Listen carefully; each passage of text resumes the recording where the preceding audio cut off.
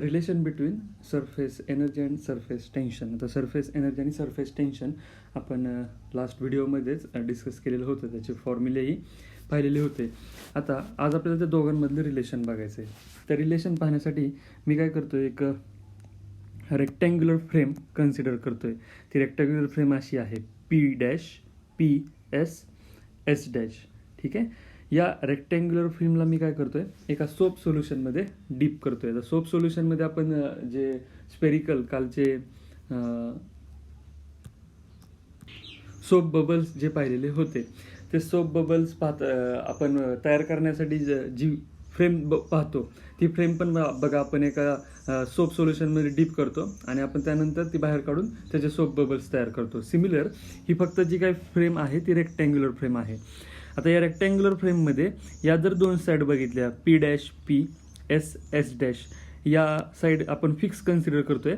यातली ही जी साईड आहे QR side, ही movable आहे, म्हणजे ही त्या PS साईडला किंवा P'-S' साईडला मूव्ह होऊ शकते. आता ज्यावेळेस मी ही फ्रेम एका सोप सोल्युशनमध्ये डीप करेन, त्यावेळेस हे जे काही सोप सोल्युशन इथं मला क्रिएट झालेले दिसत असेल, कुठलं सोप सोल्युशन क्रिएट होतं, तर हे PQRS या ब्ल्यू कलरमध्ये जे दाखवलेलं आहे, इथं सोप सोल्युशन क्रिएट होते. हे तुम्ही पाहू नका, हे आपण नंतर वर्क डन करतोय काहीतरी. आपण इथं ही साईड कन्सिडर नाही करायची आता, कारण फ्रेम जी सोप सोल्युशनची तयार झालेली ती अशी आहे PQR आणि S. ठीक आहे. आता बघा, ह्या सगळ्या साईडवरती म्हणजे आपण PQ म्हणू, QR म्हणू, RS किंवा PS, या सगळ्या साईडवरती एक इनवर्ड फोर्स असणार आहे. तो इनवर्ड फोर्स का असणार आहे, आपण कालच पाहिलं की जी काय सरफेस फिल्म तयार होते, ती सरफेस फिल्म काय करते, तिचा जो काय एरिया आहे तो एरिया नेहमी अंडर टेन्शन राहतो, इलॅस्टिक मेम्ब्रेन सारखं काम करतो आणि तो श्रिंक होण्याचा प्रयत्न करतो. मग आता समजा हे PQ, PS आणि SR हे तर काय इनवर्डला मूव्ह होणार नाहीत, कारण ते फिक्स आहेत. पण ही जी साईड आहे QR, ही मूवेबल आहे. मग जर ही सरफेस फिल्म कमी पोटेन्शियल एनर्जीने स्टेबल होण्याचा प्रयत्न करत असेल, तर QR साईड काय होईल, आपल्याला इनसाईड आपल्याला जाताना दिसेल, म्हणजे मूव्ह होताना दिसेल. म्हणून इथं आपण दाखवलेलं बघा, हा जो इथून या QR वरती जो फोर्स दिसतोय, तो फोर्स इनवर्ड साईडला फोर्स असेल.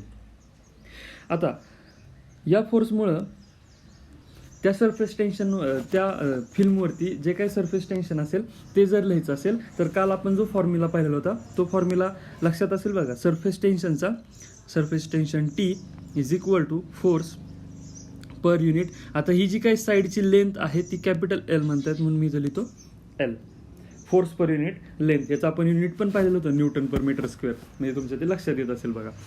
आता सरफेस टेन्शनवरून आपण फॉर्म्युला लिहिला फोर्स पर युनिट लेंथ. मी फोर्ससाठी जर फॉर्म्युला लिहिला, तर तो फॉर्म्युला असेल F is equal to surface tension into length L. हाच फॉर्म्युला यूज करून मला इथला फोर्स लिहायचा आहे. हा फोर्स जो देतोय ना आपण ॲरोने, तो फोर्स मला आता इथं लिहायचा आहे. फक्त तो फोर्स लिहित असताना मी इक्वेशन काय लिहितो बघा, F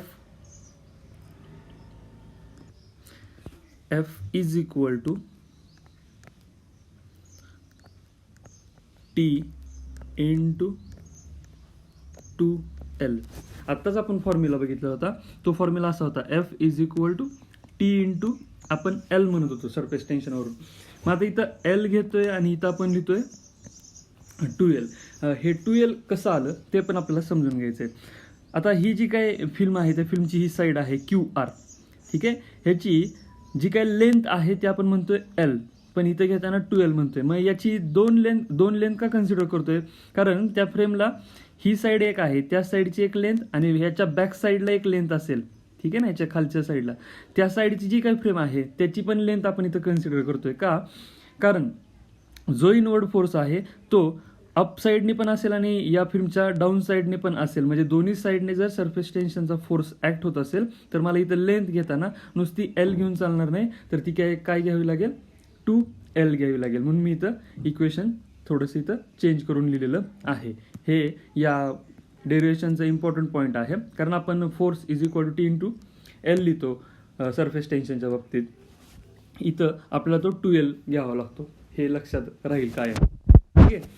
त्यानंतर आता हे सगळं होत असताना मी काय करतो, एक एक्सटर्नल फोर्स लावतो. एक्सटर्नल फोर्स म्हणजे हा जर F फोर्स असेल, हा F फोर्स हा कुठला आहे, त्या QR फिल्मच्या साईडवरती इनसाईड म्हणजे PS साईडला ॲक्ट होतोय तो. हे कुणामुळे होतंय तर त्या सरफेस फिल्मच्या सरफेस टेन्शनमुळे होत असेल. मी एक एक्सटर्नल फोर्स लावतोय आणि तो फोर्स या फोर्सच्या बरोबर अपोजिट, इक्वल अँड अपोजिट म्हणूया, तो फोर्स मी लावतोय आणि त्याला मी म्हणतोय F डॅश. म्हणून मी इथं काय लिहितो, F डॅश हा फोर्स अप्लाय करतोय मी.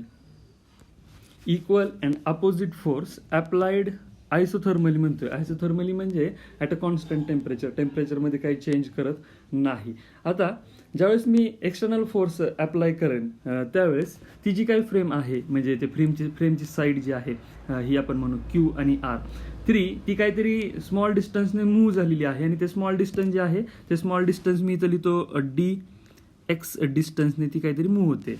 ठीक आहे, F डॅश फोर्स अप्लाय केल्यानंतर आता मी ज्यावेळेस या डिशला मूव्ह करेन त्यावेळेस तिथं काहीतरी वर्क डन होईल. ते वर्क डन जर मला लिहायचं असेल तर ते वर्क डन मी लिहीन. ते वर्क डन हे स्मॉल वर्क डन मी कन्सिडर करतो. त्या वर्क डनला म्हणतो DW is equal to F dash into DX. आता मी एक्सटर्नल फोर्स लावतोय म्हणजे काय करतोय तर ह्याचा सरफेस एरिया इन्क्रीज करतोय. सरफेस एरिया इन्क्रीज करतोय म्हणजे सरफेस टेन्शन मला इक्वेशनमध्ये लिहायचं असेल तर मी इथं F डॅश रिप्लेस करू शकतोय. F डॅशला मी रिप्लेस करत असताना मी व्हॅल्यू काय पुट करतोय ते पण जरा लक्षात यावं. DW is equal to F डॅशला मी पुट करतोय T into bracket 2L dx. बघा, F डॅश मी एक्सटर्नल फोर्स अप्लाय करतोय, तो इक्वेशनमध्ये लिहिताना मी हेच इक्वेशन लिहितोय बघा Fचं. F डॅशला पण इथं F डॅश म्हणतोय आणि इक्वेशन काय लिहितोय 2 into TL dx as it is असेल. आता मी तसं का लिहितोय कारण इथंच मी अगोदरच मेन्शन केलेलं आहे F डॅश हा इक्वल आणि अपोजिट फोर्स आहे अप्लाइड आयसोथर्मली. मग मला त्या इक्वेशनमध्ये ही व्हॅल्यू पुट करता येईल T इंटू 2L dx. ठीक आहे, आता इथं बघितलं हे जे मी ब्रॅकेटमध्ये लिहिलेलं आहे, काय लिहिलेलं आहे 2L dx, ते ब्रॅकेटमध्ये मी लिहितोय, त्याला मी म्हणतोय increase in area.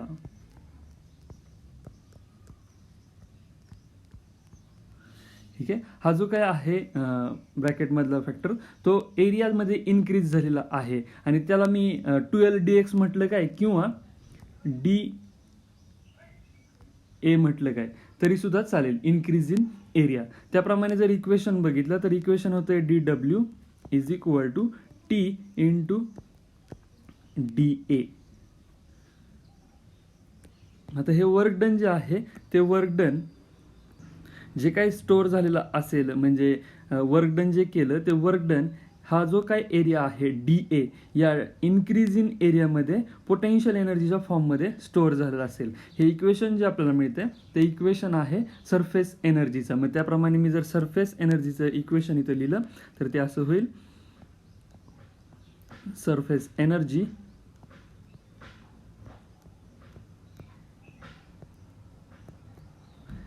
Is equal to T into DA. कारण जे काय वर्क डन झालेलं आहे तेच आपल्याला एनर्जीच्या फॉर्ममध्ये मिळणार आहे. याच्यावरून अजून एक इक्वेशन मला लिहिता येते, सरफेस टेन्शनचं इक्वेशन जर लिहिलं तर surface tension T is equal to DW by DA. हे पण इक्वेशन आपल्याला माहीत असावं. ठीक आहे, मग इथं आपल्याला रिलेशन बिटवीन सरफेस एनर्जी आणि सरफेस टेन्शन मिळालं असेल.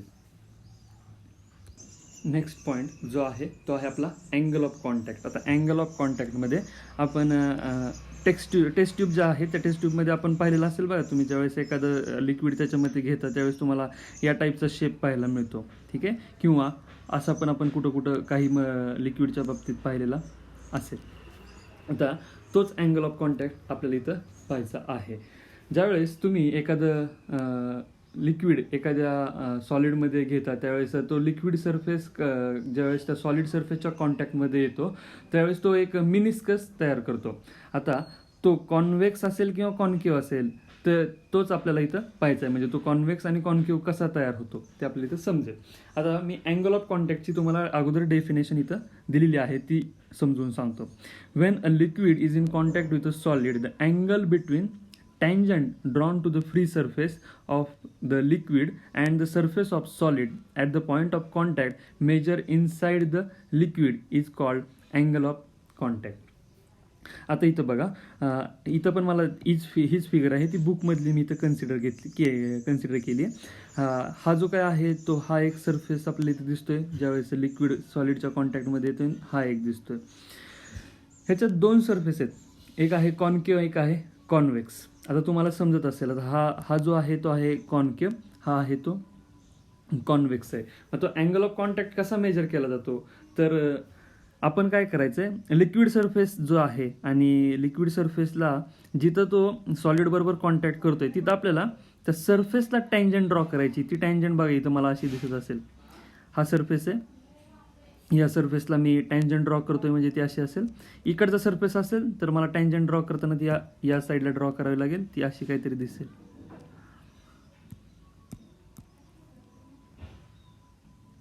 ठीक आहे, अशी मला इथं ड्रॉ करता येईल.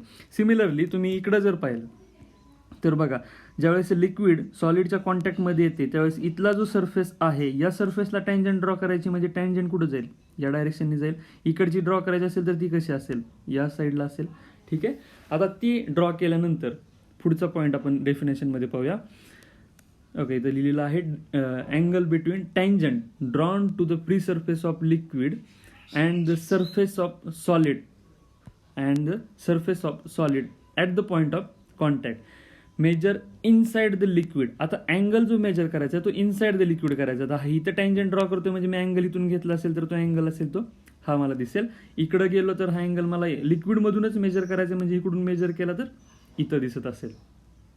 मग अँगल ऑफ कॉन्टॅक्ट जर ॲक्यूट असेल, ठीक आहे, तर तो जो काय वॉटर मिनिस्कस आहे त्याला आपण म्हणतोय कॉन्केव्ह मिनिस्कस, आणि जर तो ऑप्ट्यूस असेल तर त्याला आपण म्हणतोय कॉन्व्हेक्स मिनिस्कस.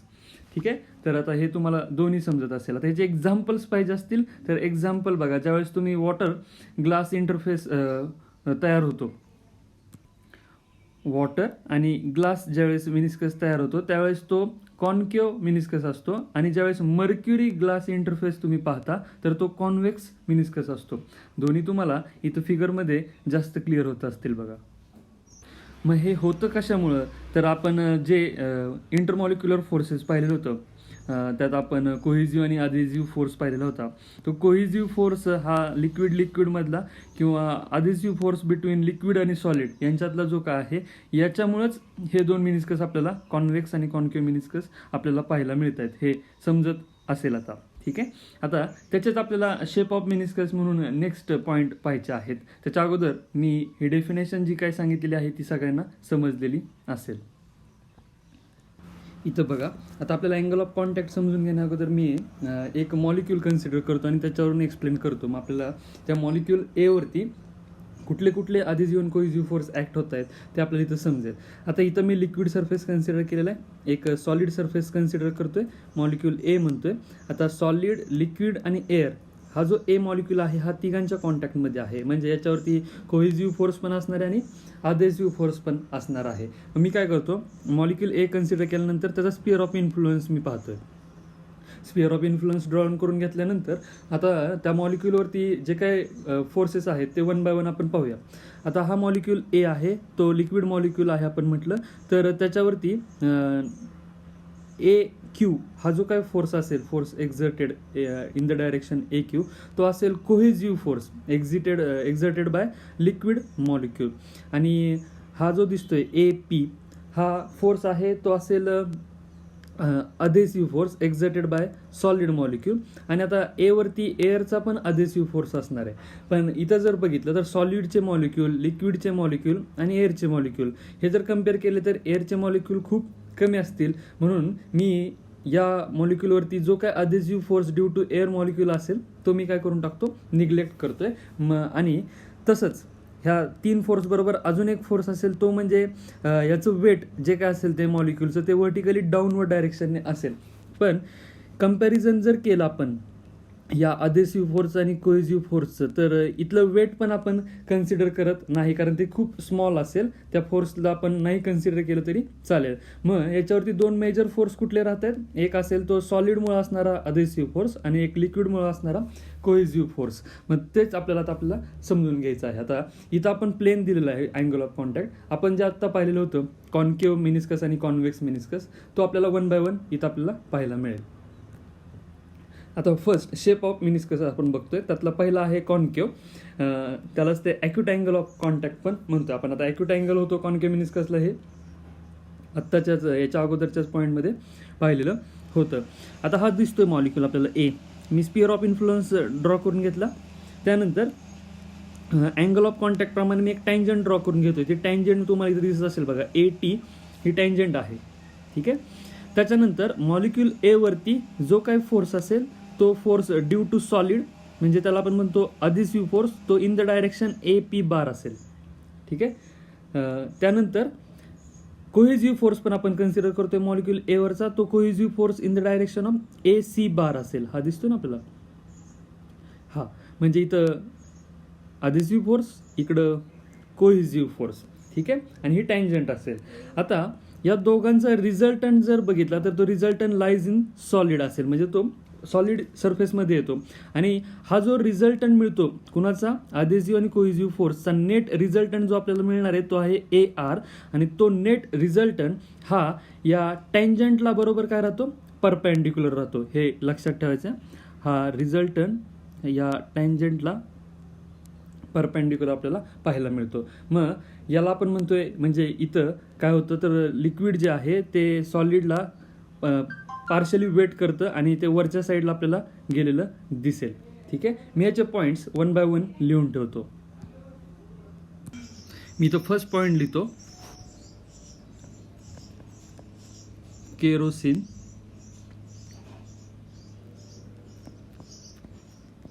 इन कॉन्टॅक्ट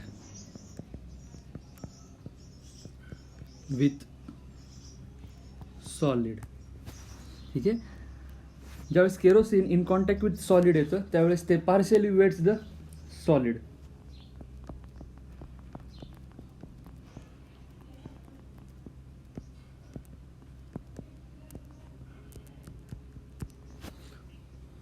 इथं जे फोर्स ऍक्ट होत आहेत ते फोर्सेस मी 1 by 1 लिहितो. अधेसिव्ह फोर्स,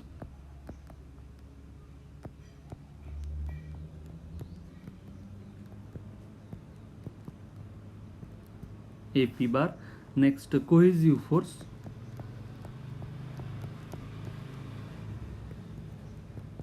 AC बार. आणि इथं जर पाहिलं तर नेट फोर्स,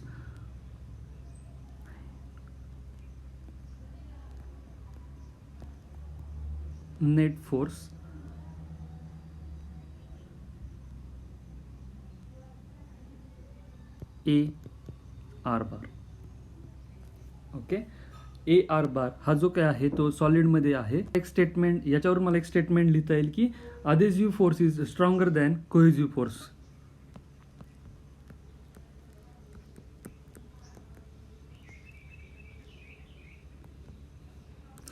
आणि जो अँगल ऑफ कॉन्टॅक्ट असेल तो अँगल ऑफ कॉन्टॅक्ट इथं आपल्याला पाहायला मिळेल तो असेल ॲक्यूट अँगल. आता इथं साधं सिंपल आहे, लक्षात ठेवायचं. केरोसिन आहे आणि हे partially weights the solid.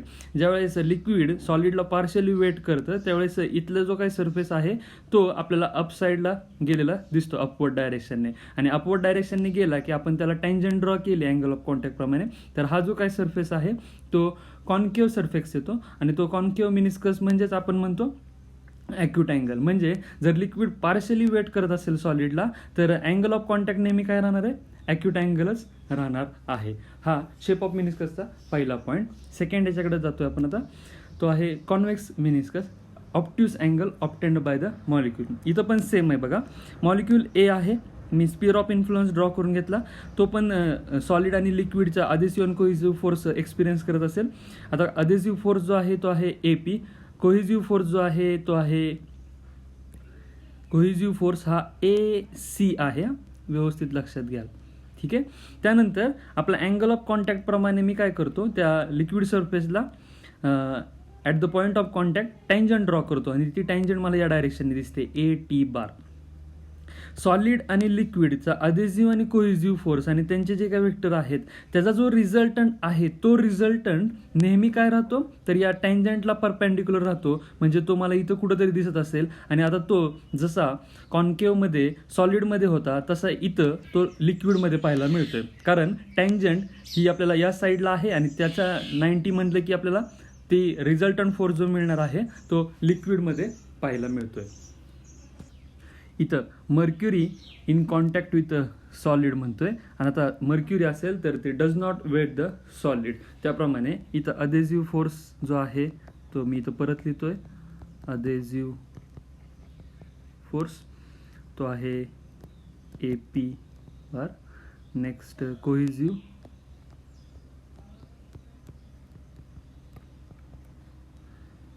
AC bar. Net resultant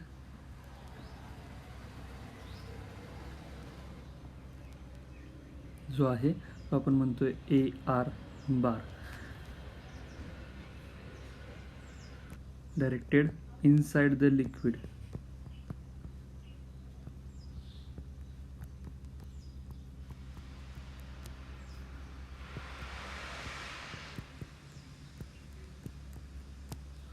okay.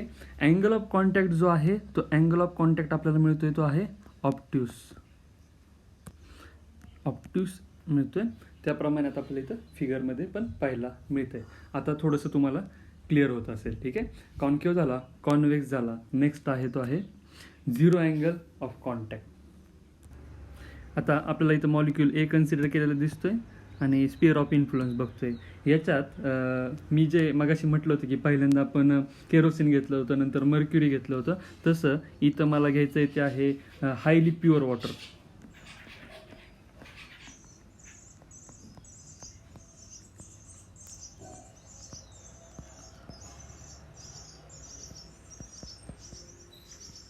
With solid म्हणतो, in contact with solid.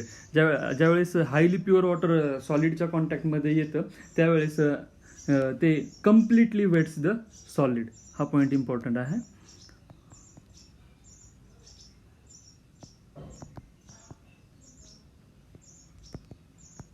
Completely wets the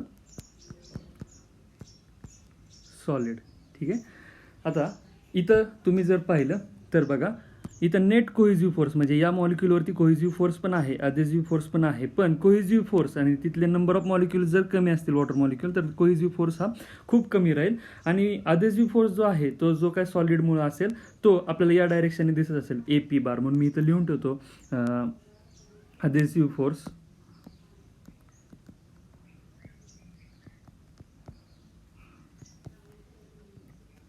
AP bar.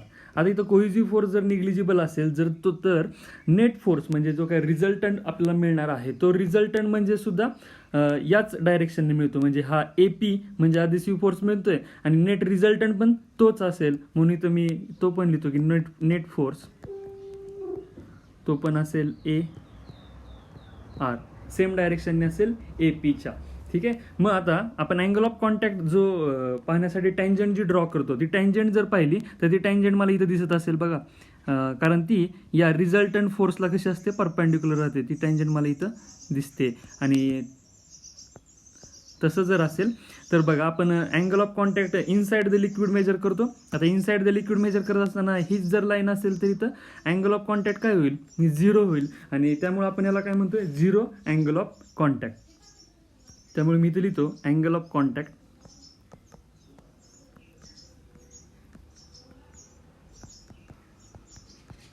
Is 0. ठीक आहे. आता लास्ट वन जे आहे ते angle of contact 90 degree and condition for convex its convexity concavity. ठीक आहे. याच्यात आपण हायपोथेटिकल लिक्विड कन्सिडर करतोय आणि त्याचा अँगल ऑफ कॉन्टॅक्ट जो आहे तो 90 डिग्री कन्सिडर केलेला दिसतो इथं बघा. हा मॉलिक्यूल आहे, त्याचा अँगल ऑफ कॉन्टॅक्ट आपण 90 डिग्री, त्यामुळे हे जे काय असेल ते टँजंट आपण हे मॉलिक्यूल ए आहे त्याच्यावरती आता आपण हा अधेसिव्ह फोर्स आहे आणि अँगल ऑफ कॉन्टॅक्ट आपण म्हणतोय 90 डिग्री असेल. आता या केसमध्ये कोहेसिव्ह फोर्स जो आहे तो AC एक्झॅक्टली ॲट 45 डिग्री असणार आहे आपल्याला. At 45 degree to the surface, म्हणजे रिझल्टंट आहे ना आपला AR बार. आता हा रिझल्टंट जो मिळणार आहे त्याला AR बारला ते बरोबर 45 डिग्रीने असेल. मग याच्यावरून आपल्याला एक कंडिशन लिहिता येते, ती कंडिशन इथं त्यांनी दिलेली असेल. ती कंडिशन ते सांगतायत AP bar is equal to AC/√2. आणि जर याच्यावरून आपण अँगल ऑफ कॉन्टॅक्ट पण सांगू शकतो. म्हणजे समजा ॲक्यूट अँगल जर असेल तर ॲक्यूट अँगलसाठी आपण लिहितो AP bar is greater than AC/√2 आणि फॉर ऑप्ट्यूस अँगल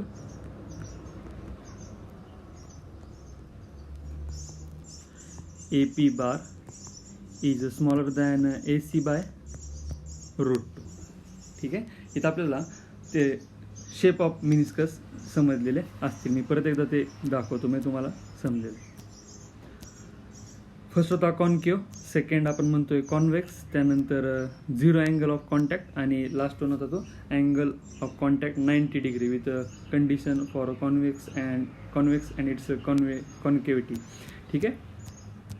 त्यानंतर आपण आज पाहिलेला पॉईंट होता रिलेशन बिटवीन सरफेस एनर्जी आणि सरफेस टेन्शन आणि अँगल ऑफ कॉन्टॅक्ट. ओके.